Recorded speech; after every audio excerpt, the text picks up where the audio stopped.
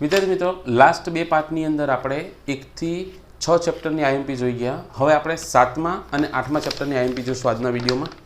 7मा चैप्टरनी अंदर ब्लूप्रिंट प्रमाणे 10 मार्क्सनुं पूछावानुं छे। एक ज चैप्टरमांथी 10 मार्क्सनुं एटले आपणो जे 5 मार्क्सनो सवाल छे ते आ चैप्टरमांथी होई शके। एक 3 मार्क्सनो सवाल होई शके अने 2 मार्क्सनो एक सवाल अथवा तो 1-1 मार्क्सना 2 सवाल पण होई शके। तो हवे आपणे जोईए 7मो चैप्टर।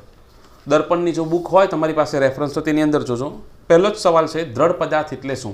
तो 1 मार्क्स माटे तमारे एनी व्याख्या वांचवानी छे दृढ़ पदार्थनी।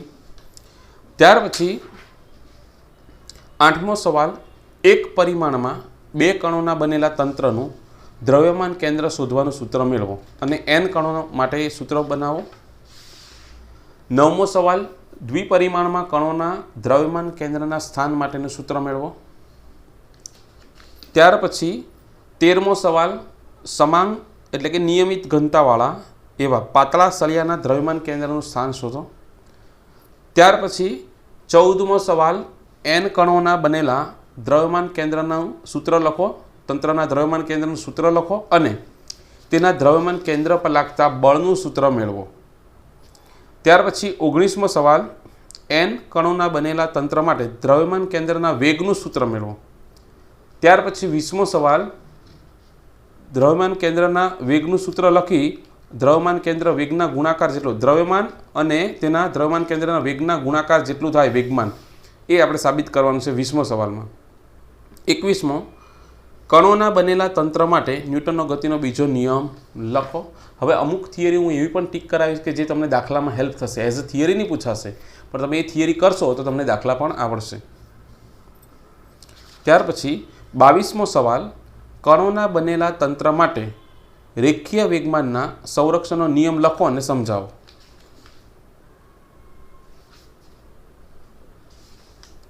त्यार पछी 30मो सवाल चाक गति करता पदार्थ माटे रेखीय वेग अने कोणीय वेग वच्चेनो संबंध मेळवो।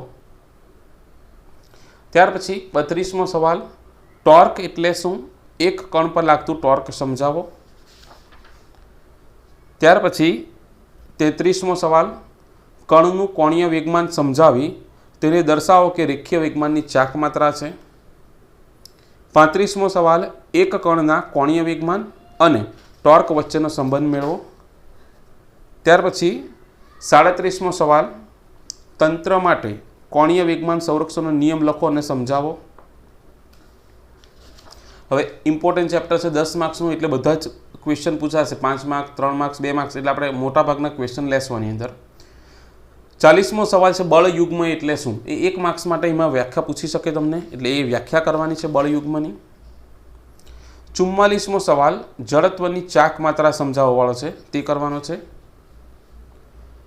47मो सवाल 2 मार्क्स में पूछाई शके चक्रावर्तनी त्रिज्या विषे टूंक नोंध लखो। त्यार पछी बधा जुदा जुदा पदार्थों माटे जड़त्वनी चाक मात्रा अने चक्रावर्तनी त्रिज्या के एना सूत्र तमारे याद राखवाना छे। 1 मार्क्स में पूछी शके अथवा दाखलामां हेल्प थशे तमने। त्यार पछी 53मो सवाल टॉर्क वडे थतुं कार्य समजावो। 54मो सवाल टॉर्क अने जड़त्वनी चाक मात्रा वच्चेनो संबंध मेळवो। 56मो सवाल दृढ़ पदार्थ माटे कोणीय वेगमान परथी टाउ = I अल्फा सूत्र मेळवो। त्यार पछी 57 सवालनी अंदर खाली कोणीय वेगमान संरक्षणनो नियमनुं सेंटेन्स याद राखवानुं छे 1 मार्क्स माटे। त्यार पछी मोस्ट आईएमपी टॉपिक सरक्या सिवाय गबड़तो पदार्थ एनी अंदर 59मो सवाल छे थीटा कोणवाळा ढाळ परथी सरक्या सिवाय गबड़ता पदार्थनी गति ऊर्जा तथा वेगनुं समीकरण मेळवो। त्यार पछी उदाहरणनी अंदर 7.1 करवानो छे 7.4 7.5 7.8 त्यार पछी 7.14 7.15 स्वाध्यायनी अंदर 7.2 7.4 7.8 7.9 7.12 7.14 7.16, 7.19, 7.20, 7.21 આટલી વસ્તુ કરવાનું છે. વધારાનું જે સ્વાધ્યાય ખરું તે તો કેન્સલ છે.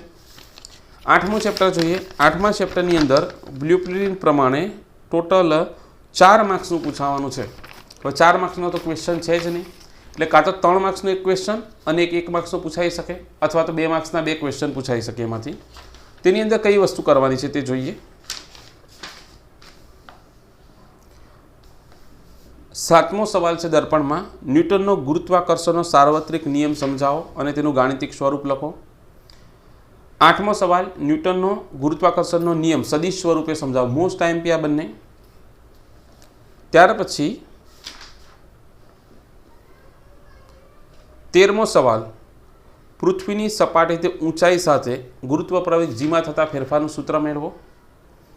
15મો સવાલ, પૃથ્વીની સપાટીથી ઊંડાઈ સાથે ગુરુત્વ પ્રવેગ જીમાં થતા ફેરફારનું સૂત્ર મેળવો.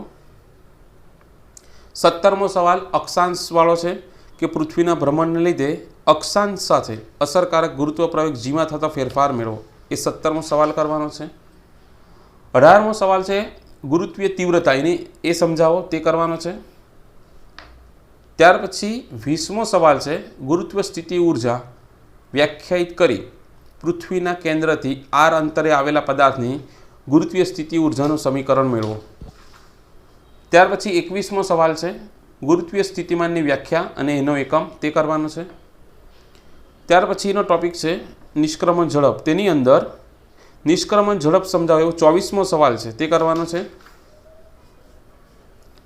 ત્યાર પછી આ ઉપગ્રહનો પ્રકાર તમારે યાદ રાખવાનો છે, ધ્રુવીય અને અધ્રુવીય ઉપગ્રહ, પેલા ધ્રુવીય ઉપગ્રહ અને પછી 27મો સવાલ ઉપગ્રહનો કક્ષીય વેગ એટલે શું, તેનું સમીકરણ મેળવો.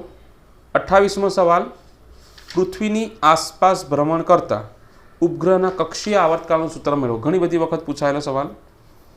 ત્યાર પછી 29મો સવાલ પૃથ્વીની આસપાસ ભ્રમણ કરતા ઉપગ્રહની કુલ ઉર્જાનું સમીકરણ મેળવો. આ થિયરી તરીકે નહીં પૂછાશે, પણ તમને દાખલામાં હેલ્પફુલ થશે.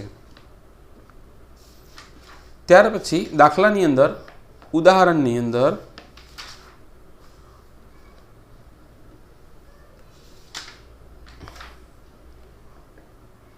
ઉદાહરણની અંદર 8.8 એક જ ઉદાહરણ કરવાનું છે. ત્યાર પછી સ્વાધ્યાયની અંદર 8.5મો દાખલો, ત્યાર પછી 8.12મો દાખલો, 8.15, 8.16, 8.18, 8.19, 8.20 આટલી વસ્તુ કરવાની છે. વધારે સ્વાધ્યાય કેન્સલ છે. જેટલું પણ ટીક કરાવેલું છે તે એઝ અ થિયરી તરીકે પૂછાઈ શકે, અથવા તો દાખલાની અંદર અને એક માર્ક્સના સવાલની અંદર પણ પૂછાઈ શકે. જો બ્લુપ્રિન્ટ ફોલો થશે તો આમાંથી જ સવાલ હશે, આની બહારનો કોઈ સવાલ હશે નહીં. હવે નેક્સ્ટ વિડીયોમાં આપણે બીજા ચેપ્ટર જોઈશું.